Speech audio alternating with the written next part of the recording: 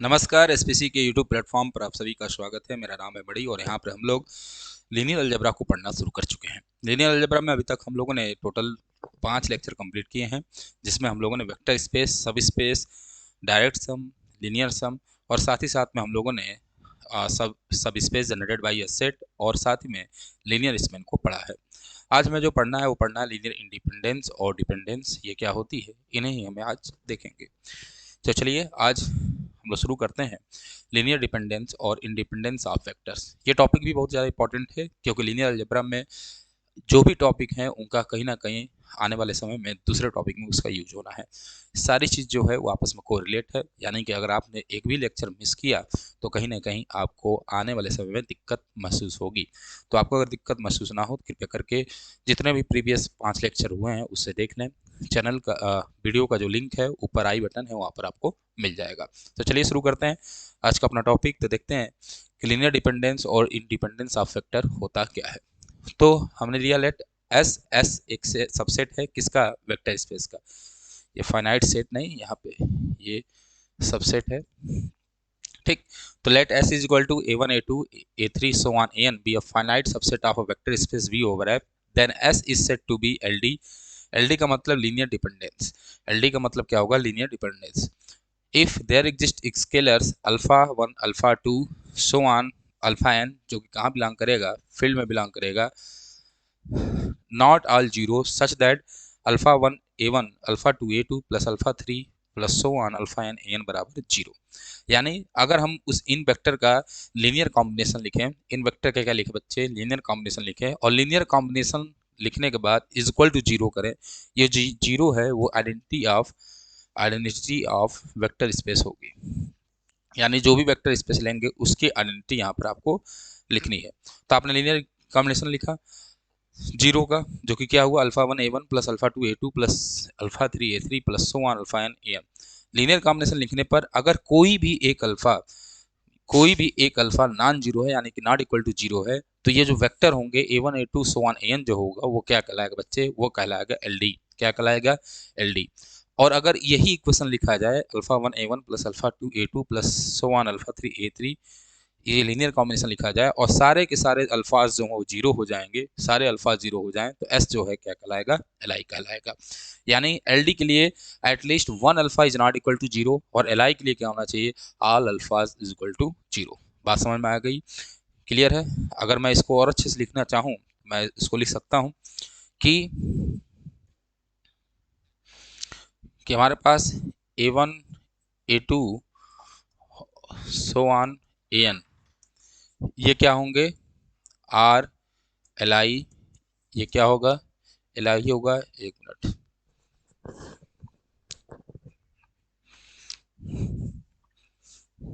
दरवाजा बंद करो जरा।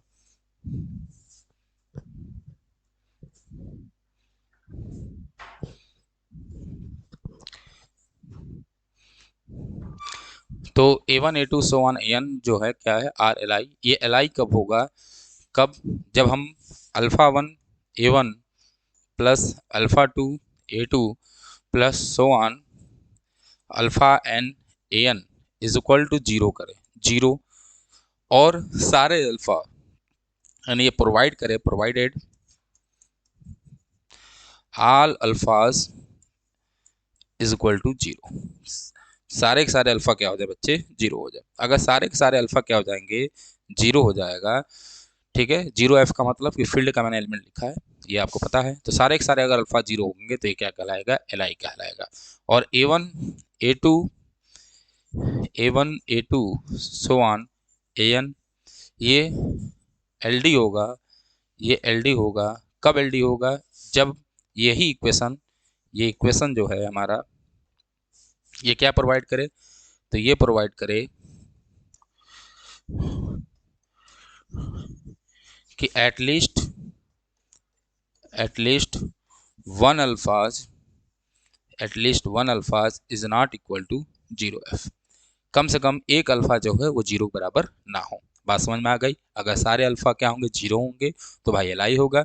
और अगर कोई एक भी अल्फा अगर 0 बराबर नहीं है बच्चे तो क्या होगा, एलडी होगा। आशा करते हैं आपको बात समझ में आई होगी।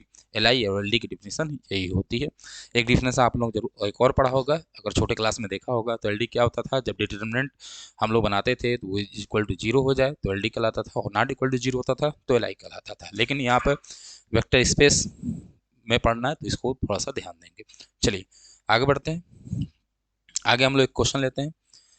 क्वेश्चन क्या कर रहा है कि show that vectors 1 plus I comma 1 minus I R L I in C over R and L D C over C. कह रहा है कि जो हमारे दो वेक्टर हैं 1 प्लस आई और 1 माइनस आई, ये एल आई होगा किस वेक्टर स्पेस के लिए, किस वेक्टर स्पेस के लिए, सी ओवर आर के लिए, एंड एल डी होगा किसमें, सी ओवर सी के लिए। तो चलिए देखते हैं हम लोग। तो हमें क्या करना है भाई कि हमें अल्फा बीटा जो लेना है वो लेना है किसमें, फील्ड में। तो मैंने लिया लेट, तो हमने लिया लेट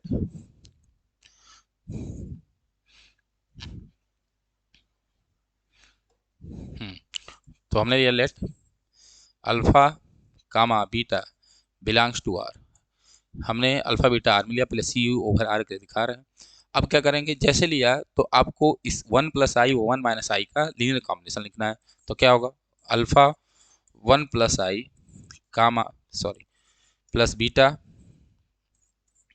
बीटा और क्या होगा बच्चे 1 माइनस आई होगा, इज इक्वल टू क्या रखेंगे, आपको यहाँ पे 0 रखना है। लेकिन कौन सा वाला 0 रखना है भाई साहब, आइडेंटिटी ऑफ वेक्टर स्पेस। अगर सी वेक्टर स्पेस है तो इसकी आइडेंटिटी क्या होगी, तो आप कहेंगे होगा 0 प्लस आई 0 होगा। सर आपने ये हमको बताया है। तो चलिए अब इसको थोड़ा सॉल्व करिए। तो यहाँ होगा अल्फा प्लस आई बीटा, जब आगे बढ़ेंगे बच्चे तो होगा बीटा माइनस आई बीटा होगा। रियल वाले को एक साथ, तो अल्फा प्लस बीटा ये एक साथ ले लीजिए, और कॉम्प्लेक्स वाले को एक साथ। कॉम्प्लेक्स वाले क्या है हमारे पास साथ, हमारे पास क्या है, आई कॉमन हो जाएगा, कुछ यहाँ पे अल्फा का मल्टीप्लाई होगा सॉरी। तो यहाँ होगा अल्फा माइनस बीटा होगा। तो आप कहेंगे बिल्कुल सर होगा, इज इक्वल टू क्या होगा बच्चे, 0 प्लस आई 0।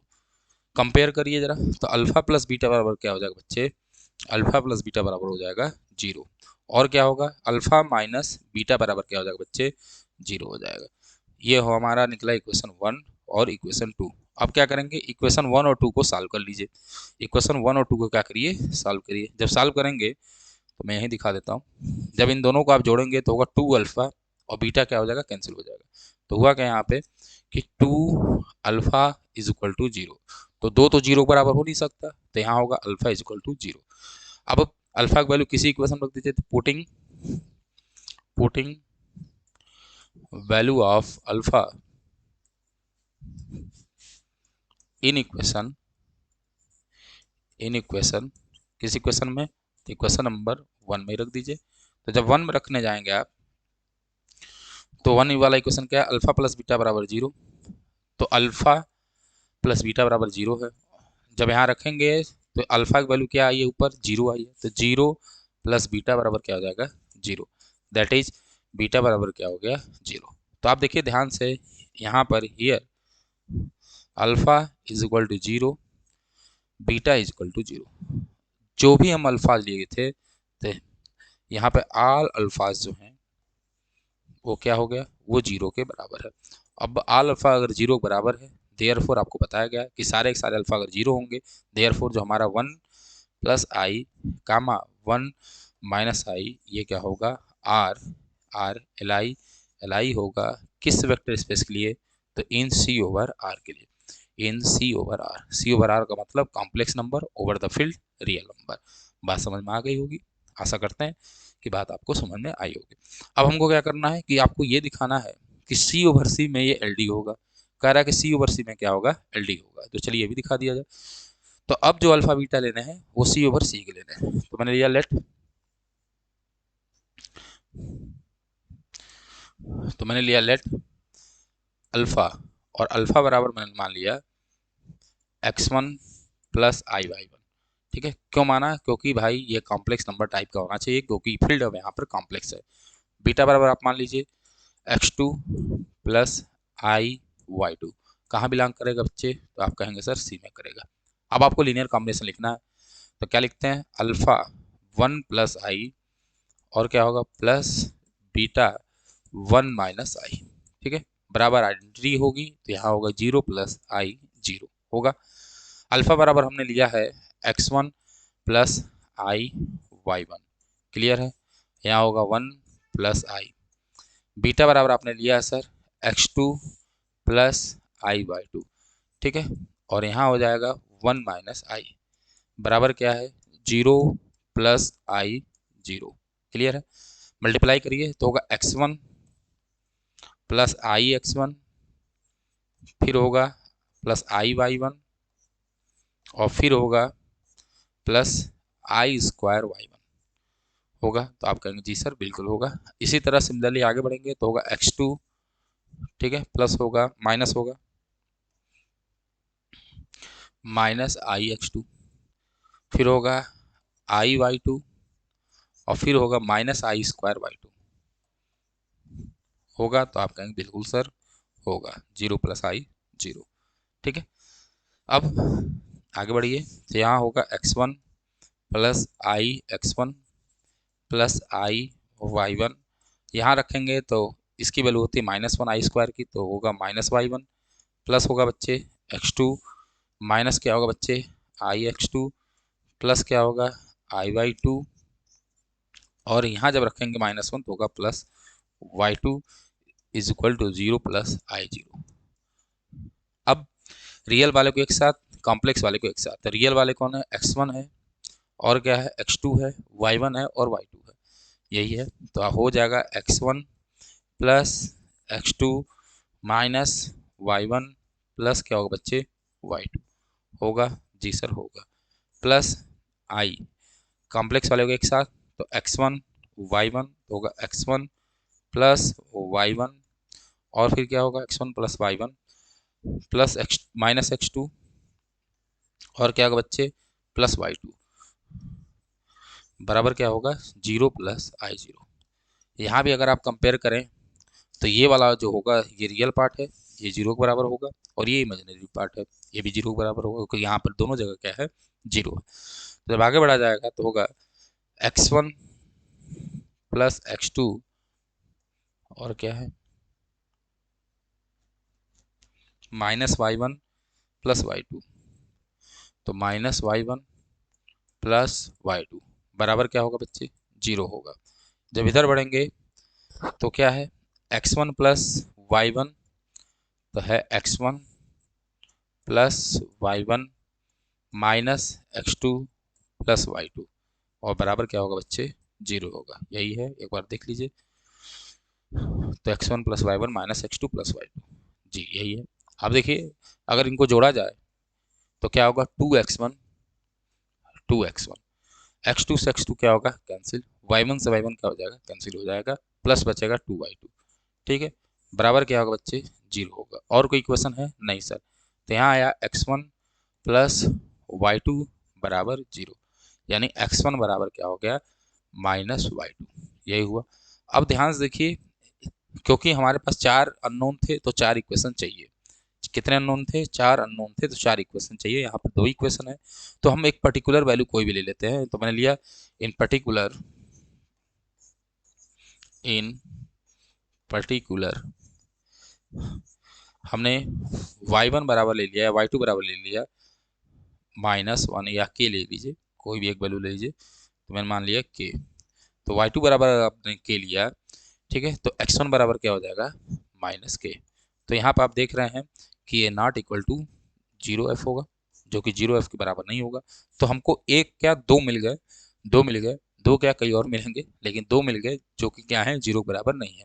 तो here here at least one alpha is not equal to 0f, therefore 1, ये मैं ऊपर लिख दूं,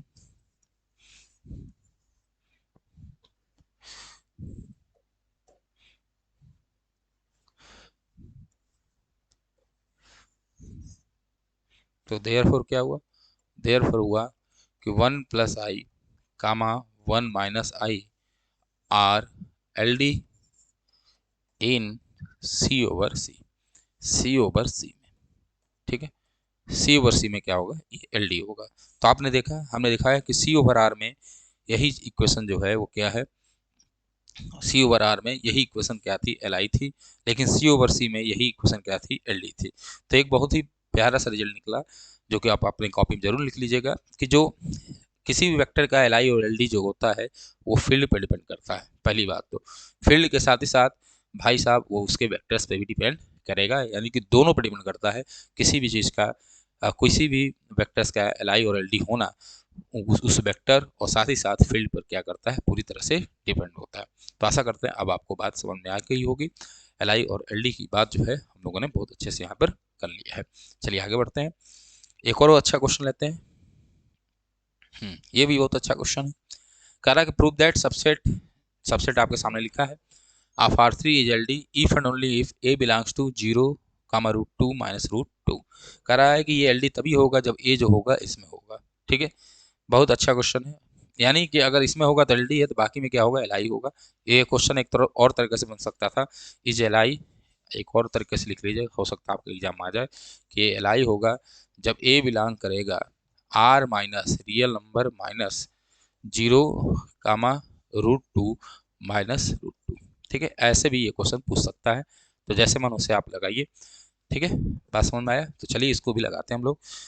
तो हमारे पास सबसेट दिया है 0 1 ए 1 0 1 ए 1। तो भाई 3 मेंबर यहाँ पे हैं, तो हमें फील्ड में 3 मेंबर लेने पड़ेंगे। तो मैंने लिया लेट, तो मैं यहाँ पे इसको इसको सॉल्व करता हूँ।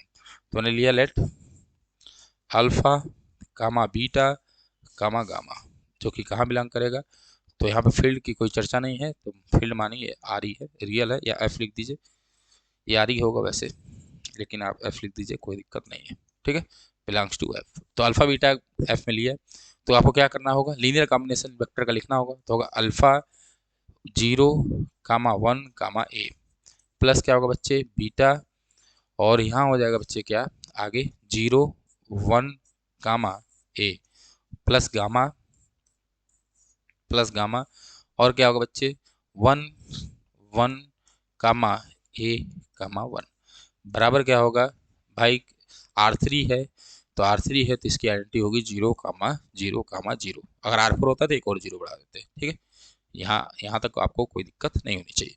चलिए अब देखिए कैसे लिखते हैं, सॉल्व करना बताया मैंने। अल्फा, तो अल्फा का मल्टीप्लाई जब पहले क्वाड्रेंट में होगा तो 0 हो जाएगा, बीटा का दूसरे में होगा तो 0 हो गया, तीसरे में क्या आ रहा है, गामा। तो जब तीनों को जोड़ा जाएगा, ठीक है, तीनों को जब जोड़ेंगे तो आगे क्या आ रहा है, तो आएगा गामा। क्या आएगा बच्चे, गामा आएगा। बात समझ में आया?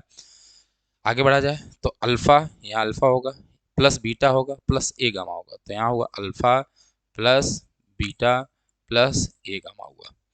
आगे बढ़िए, तीसरा कोऑर्डिनेट देखिए, तो ए अल्फा, तो ए अल्फा हुआ प्लस ए बीटा हुआ और प्लस गामा हुआ। ठीक है, गामा इज इक्वल टू क्या होगा, इज इक्वल टू हो गया हमारे पास 0, 0, 0। आशा करते हैं आपको बात बहुत अच्छे से समझ में आ रही है।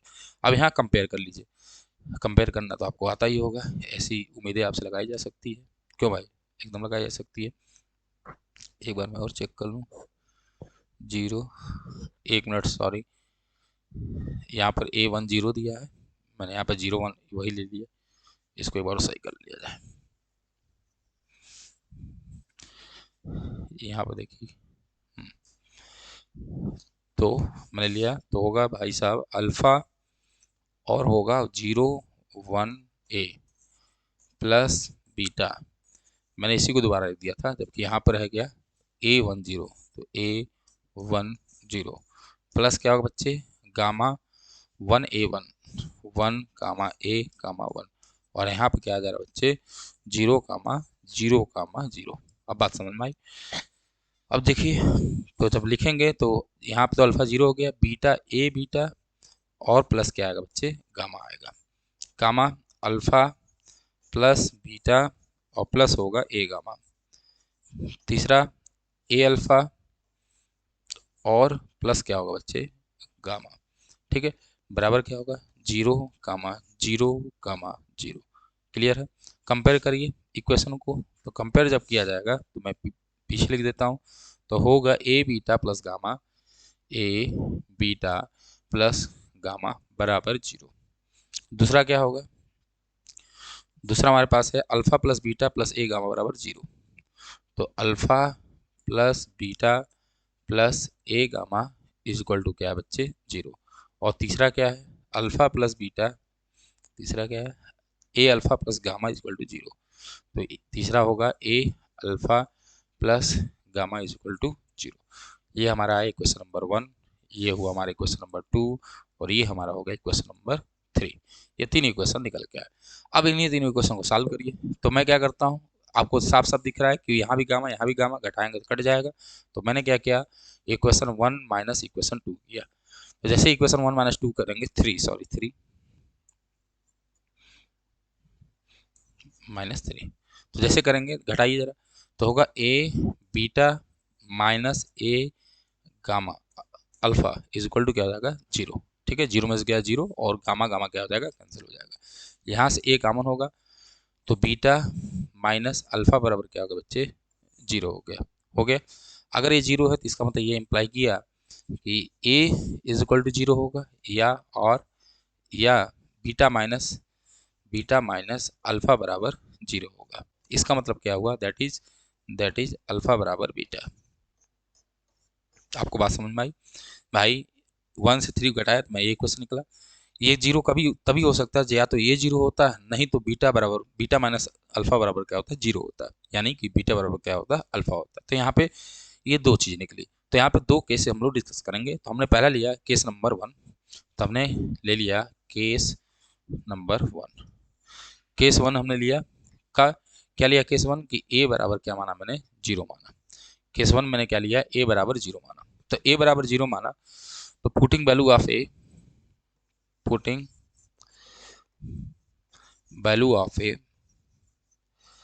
Value of A in equation, किसी भी इक्वेशन में आप रख दीजिए इन इक्वेशन 1। अगर 1 में रखेंगे तो ध्यान से देखिए ए बीटा प्लस गामा 0 है, तो यहाँ पर आ गया गामा बराबर 0 आ गया। ठीक है, पहला आया गामा बराबर 0 and putting value of A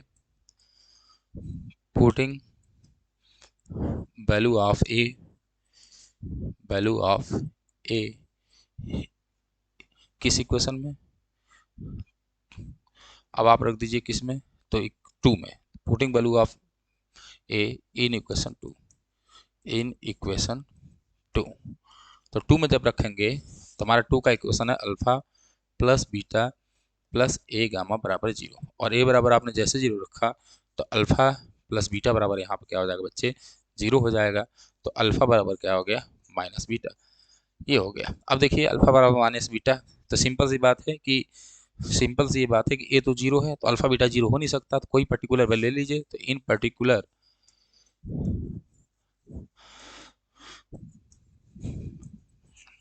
let alpha बराबर हमने मान लिया 1। तो जैसे अल्फा बराबर 1 मान लिया आपने तो बीटा बराबर क्या होगा बच्चे, बीटा बराबर हो जाएगा -1। क्लियर है, बीटा बराबर क्या हो जाएगा हमारे पास -1। तो यहाँ पर देखिए here alpha comma beta is not equal to 0f, ये 0f के बराबर नहीं है। Therefore for a is equal to 0, a बराबर 0 के लिए जो हमारा वेक्टर्स है, ऊपर वाले जो वेक्टर्स हैं, ठीक है, वेक्टर्स इज एल डी, वो क्या होगा बच्चे एल डी होगा, इसको एक बार और मैं समझा दूं, ध्यान से देखिए। ये 3 इक्वेशन आप बना ही लेंगे, इनको बनाने में आपको कोई दिक्कत नहीं है। मैंने क्या किया 1 में से 3 को घटाया, जैसे घटाएंगे तो ये बनेगा ए बीटा माइनस ए अल्फा बराबर 0। ए बीटा माइनस अल्फा बराबर 0, ये क्या इम्प्लाई किया, या तो ए 0 होगा या तो बीटा माइनस अल्फा जो होगा 0 बराबर होगा। बीटा माइनस अल्फा बराबर 0 दैट इज अल्फा बराबर क्या होगा बच्चे अल्फा इज इक्वल टू होगा बीटा। यहाँ पर 2 केस एराइज हुए। हमने पहला माना केस 1 ए बराबर 0 था। अगर ए बराबर 0 था तो ये 3 इक्वेशन है आप रखेंगे 1 या 3 किसी में रखेंगे तो गामा क्या हो जाएगा 0 हो जाएगा। सिंपल सी बात, गामा क्या हो गया यहाँ पर 0 निकल गया। लेकिन इसी एक वैल्यू आपने जब 2 में रखा तो अल्फा प्लस बीटा बराबर 0 होगा। तो अल्फा प्लस बीटा बराबर क्या हुआ यहाँ पर 0 होगा, यानी दैट इज अल्फा बराबर माइनस बीटा। अब अल्फा और बीटा के बारे में कुछ पता नहीं है तो हम पर्टिकुलर वैल्यू ले सकते हैं। तो हमने पर्टिकुलर माना कि अल्फा बराबर क्या था 1 था, तो बीटा बराबर -1 हो गया। तो यहाँ पे अल्फा और बीटा दोनों जो है वो 0f के बराबर नहीं है। तो इसका मतलब हुआ कि ए बराबर फॉर ए बराबर 0 के लिए जो हमारे वेक्टर्स होंगे वो क्या होगा, एलडी होगा, वो क्या होगा, एलडी होगा। ये बात आपको समझ में आई होगी। अब हमको लेना होगा केस 2। तो मैंने लिया केस 2। केस 2 क्या है बच्चे, तो केस 2 है कि alpha is equal to beta. Case 2 मैंने माना है कि अल्फा बराबर क्या है बच्चे, बीटा है। तो आप तीन इक्वेशन आपके सामने हैं, ये तीन इक्वेशन है। तो अल्फा बराबर बीटा रखिए। तो जब यहाँ पे हम अल्फा बीटा इक्वेशन नंबर 2 में रखते हैं सबसे पहले, तो पुटिंग वैल्यू ऑफ या इक्वेशन 2 इम्प्लाई, जो इक्वेशन 2 क्या करेगा, इम्प्लाई करेगा, वो इम्प्लाई क्या करेगा कि 2 alpha plus A gamma, 2 alpha plus A gamma is equal to क्या होगा, 0। और इसको मैं मान ले रहा है इक्वेशन नंबर 4। फिर यहाँ ध्यान से देख लीजिए, तो आप देखिए हमारे पास जो इक्वेशन था ये अल्फा प्लस बीटा प्लस ए गामा बराबर 0। तो यहाँ पर मैंने अल्फा बराबर बीटा या बीटा बराबर अल्फा जो रखना रख लीजिए। तो यहाँ पर होगा 2 alpha plus A gamma is equal to 0, ये हुआ। तो हमारे पास 2 alpha plus A gamma is equal to क्या आ गया, 0 आ गया। आगे बढ़ते हैं, तो हमारे पास एक इक्वेशन निकल के आया कि 2 अल्फा प्लस ए गामा बराबर क्या आया, 0 आया। ये हमारा इक्वेशन नंबर 4 है। एक और इक्वेशन आप उठा लीजिए, इक्वेशन नंबर 3। इक्वेशन 3 क्या है, तो A alpha plus gamma is equal to 0। तो इक्वेशन 3 हमारे पास है A alpha plus gamma is equal to 0, ठीक है। ये हुआ इक्वेशन नंबर 5। अब इसको सॉल्व करिए। दोनों को सॉल्व करने के लिए साफ साफ दिख रहा है कि ए का मल्टीप्लाई कर दे किसमें, इक्वेशन 5 में। तो हमने क्या किया, मल्टीप्लाई किया ए को इक्वेशन 5 में। तो जैसे मल्टीप्लाई करेंगे तो होगा A square gamma plus A square alpha plus A gamma is equal to क्या होगा बच्चे, 0। भाई 0 में किसी का मल्टीप्लाई करेंगे तो 0 ही होगा। बाकी हमारे ऊपर वाली इक्वेशन को उतार लीजिए, तो 2 अल्फा प्लस ए गामा बराबर क्या है, 0 है। इन दोनों को घटाइए सर, जैसे घटाएंगे तो ए गामा कट जाएगा। यहाँ पर क्या आएगा, ए स्क्वायर अल्फा माइनस 2 अल्फा बराबर क्या होगा बच्चे, 0 होगा।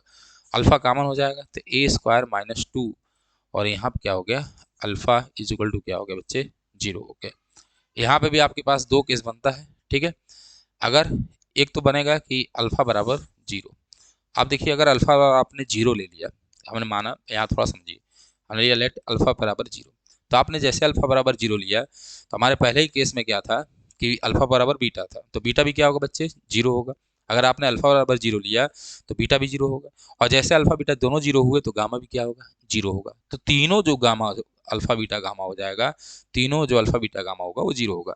तो आपने जब लेट अल्फा बराबर 0 लिया, तो ये क्या इम्प्लाई करेगा कि alpha is equal to beta is equal to gamma, ये क्या हो जाएंगे, 0 के बराबर हो जाएंगे। और ये जैसे 0 के बराबर हुए, तो इसका मतलब ये हुआ कि जो हमारा वेक्टर्स है, जो हमारे वेक्टर होंगे, ठीक है, जो हमारे वेक्टर्स होंगे, vectors is L I. Vector क्या होगा, एल आई होगा, ठीक है। थोड़ा बात को समझना है, वेक्टर्स क्या होगा, एल आई हो जाएगा। भाई सारे 0 हो गए, लेकिन हमको क्या दिखाना है, हमारे क्वेश्चन में साफ साफ लिखा है, क्वेश्चन क्या आ गया,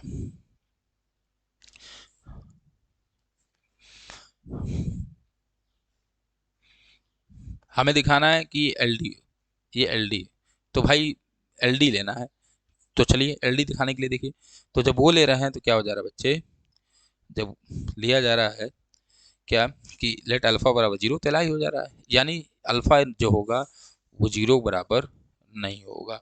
0 बराबर नहीं होगा कब, जब ए स्क्वायर माइनस 2, कब होगा, वैन ए स्क्वायर माइनस 2, ये कब होगा, 0 के बराबर होगा। ये 0 बराबर होगा, यानी ए स्क्वायर माइनस 2, ए बराबर क्या होगा, 2। ए बराबर क्या होगा बच्चे, 2 होगा।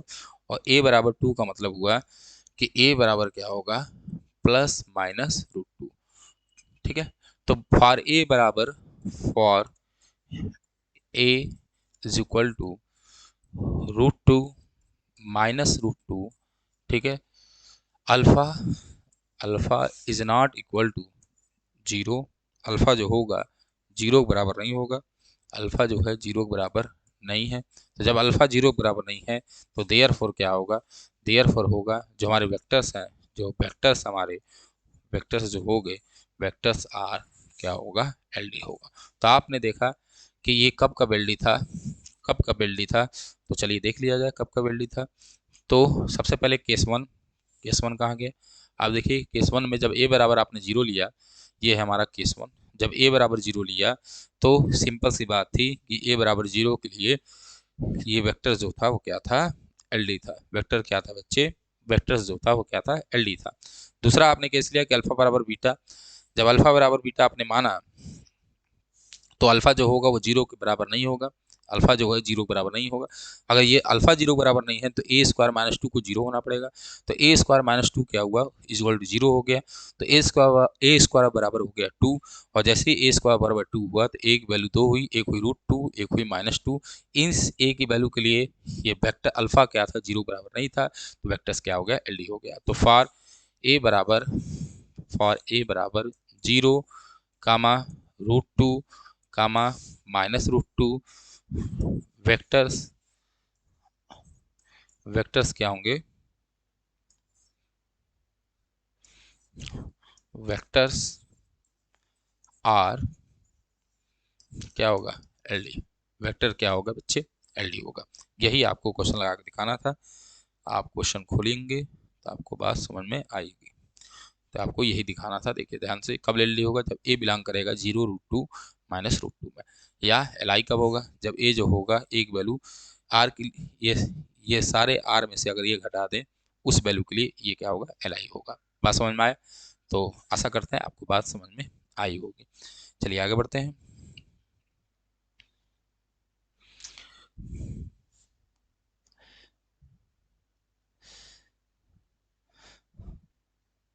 चलिए अब यूजफुल रिजल्ट है, ये बहुत अच्छा रिजल्ट है, इसको आप जरूर देख लीजिए। इसके बाद एल आई एल डी पे हम लोग कुछ छोटे छोटे थ्योरम है उसको हम लोग कल प्रूफ करेंगे। तो पहला रिजल्ट ये है कि any subset of a vector space is either L D R L आई। ये सिंपल सी बात है। अगर किसी भी वेक्टर स्पेस का सबसेट लिया जाए, ये सब स्पेस नहीं लिखा है, बहुत सारे बच्चे कंफ्यूज हो जाते हैं, ये सबसेट है। किसी भी वेक्टर स्पेस का अगर सबसेट लेते हैं तो सबसेट जो होगा वो क्या होगा बच्चे? या तो एल डी होगा, नहीं तो एल आई होगा। क्लियर है? दूसरा लिख रहा है कि phi is a L I subset of S. जो फाई होगा वो क्या होगा? एल आई सबसेट होगा किसका? एस का। क्लियर है? तीसरा, a singleton set consisting of a non zero vector is always L I. इसको समझ लीजिए। माने कोई सिंगलटन सेट है एस, और एस में हमारे पास क्या है? ए है, और ए जो है वो नॉट इक्वल टू जीरो है। भाई यहाँ क्या लिखा है? Non zero, not equal to zero है। तो इसका अगर लीनियर कॉम्बिनेशन लिखेंगे तो अल्फा डॉट ए बराबर क्या होगा? जीरो होगा। अब जीरो होगा तो ये कब जीरो होगा? ए तो जीरो बराबर है नहीं, तो अल्फा क्या होगा बच्चे? वो जीरो बराबर होगा। और जैसे ही अल्फा जीरो बराबर हुए तो यहाँ पे केवल एक ही अल्फा था, जो कि सारे के सारे क्या हो गए? जीरो बराबर हो गए। देयरफॉर क्या होगा? एल आई होगा। तो यही बात ये लिखा गया है कि अगर कोई सिंगलटन सेट है जो कि कंसिस्ट कर रहा है नॉन जीरो वेक्टर्स को, तो हमेशा क्या होगा बच्चे? वो एल आई होगा। इस बात को आपको याद रखना है। अगला चौथा, अब इसी चौथा और पांचवा का चौथा और पांचवा ये दोनों आपस में कोरिलेटेड है। बहुत अच्छा है, ये इसका यूज हर जगह होता है। और ये जो पांचवा लिखा है ना, पांचवे से तो हम लोग बहुत सारे क्वेश्चन जो है अगर एमसीक्यू देखा जाए तो बहुत आसानी से सॉल्व हो जाते हैं। तो चौथा है कि any subset of a vector space containing zero vector is LD. अगर कोई सबसेट है किसी वेक्टर स्पेस का और जीरो वेक्टर कंटेन कर रहा है तो एलडी होगा। आइए देख लीजिए इसको, चौथे को भी। तो माने मैंने सेट लिया एस, एस में एक जीरो लिया, बाकी ए ले लिया, बी ले लिया, सी ले लिया, डी ले लिया। ठीक है, ये इसके वेक्टर है। तो इसमें देखिए जीरो वेक्टर है, यही कह रहा है कि any subset of vector space containing zero vector. अब इसका जब लीनियर कॉम्बिनेशन लिखेंगे तो alpha dot zero plus alpha one dot A, ठीक, plus alpha two dot B plus alpha dot C, ऐसे लिखेंगे आप। इक्वल टू क्या होगा? जीरो। डी भी लिख लीजिएगा। ठीक है, बाकी यहाँ पर अल्फा थ्री, ये सब समझ लिया। अब क्या होगा भाई? यहाँ तो जीरो हो गया, सिंपल सी बात है। अगर ये जीरो हुआ तो ये जीरो तो होगा, लेकिन ये जो वाली अल्फा है ये कभी जीरो के बराबर नहीं होगी। अरे भाई, मान लिया मैंने कि alpha one comma alpha two और अल्फा थ्री ये सारे जीरो हो गए। तो ये सारे जीरो हो गए तो अल्फा डॉट जीरो जो होगा ऑलरेडी ये जीरो बराबर हो जाएगा, बट ये अल्फा जो होगा वो जीरो बराबर नहीं होगा। तो यहाँ पर साफ साफ दिख रहा है कि एटलीस्ट वन अल्फा जो है वो जीरो बराबर नहीं होगा। तो अगर एटलीस्ट वन अल्फा जीरो बराबर नहीं है, इसका मतलब क्या हुआ कि ये जो सेट है वो पूरा का पूरा क्या होगा? एलडी होगा। कोई भी एक अगर अल्फा जो होता है जीरो बराबर नहीं होता तो क्या होता है? एलडी होता है। तो ये क्या होगा? एलडी होगा। यानी any subset of a vector space containing zero vector is LD, ये क्या होगा? एलडी होगा। पांचवा बहुत अच्छा है चौथा में आप सबसेट लिखा था, इसको ध्यान देंगे। पांचवा, any subspace of vector space is LD. अगर किसी भी वेक्टर स्पेस का सब स्पेस लिया जाए तो हमेशा एलडी होगा। क्यों एलडी होगा भाई? चौथा ही लागू होता है वहां पे। क्यों? कोई भी सब स्पेस होगा तो उसमें जीरो वेक्टर तो जरूर होगा, आपको पढ़ाया गया है। अगर कोई सब स्पेस है तो उसके पास क्या होगा? जीरो वेक्टर जरूर होगा। क्यों होगा? क्योंकि आपको बताया गया कि ट्रिवियल सब स्पेस और नॉन ट्रिवियल सब स्पेस बताया गया होगा। बताया गया ट्रिवियल क्या होता है? एक तो भाई वही जीरो हो और पूरा पूरा वेक्टर स्पेस हो। तो किसी भी सब स्पेस, किसी भी वेक्टर स्पेस के पास एक वही सब स्पेस होता है जिसमें क्या कंटेंट होता है भाई? जीरो वेक्टर जरूर होता है। तो हर एक सब स्पेस, किसी भी वेक्टर स्पेस का अगर सब स्पेस है तो उसमें जीरो वेक्टर जरूर होगा। और अगर जीरो वेक्टर हुआ तो सिंपल सी बात है, वो क्या हो जाएगा? एलडी हो जाएगा। पांचवा बहुत इंपॉर्टेंट पॉइंट है कि किसी भी, कोई भी सब स्पेस हो किसका, वेक्टर स्पेस का, तो हमेशा क्या होगा बच्चे? वो एलडी होगा। तो आशा करते हैं आपको पूरी बात जो है समझ में आई होगी। आज के लिए बस इतना ही, मिलते हैं हम लोग कल। कल हम लोग एल आई एल डी पर बहुत सारे इंपॉर्टेंट थ्योरम को क्या किया जाएगा? प्रूफ किया जाएगा। तब तक के लिए जय हिंद, जय भारत।